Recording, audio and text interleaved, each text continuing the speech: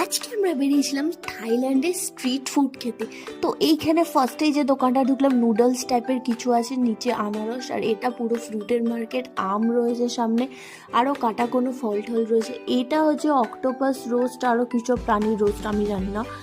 আর এটাও ফ্রুটের মার্কেট। এখানে একটা জিনিস নোটিস করলাম যে কাটা ফলও এখানে বিক্রি হয়, আর ফ্রুট জুস রয়েছে কিছু।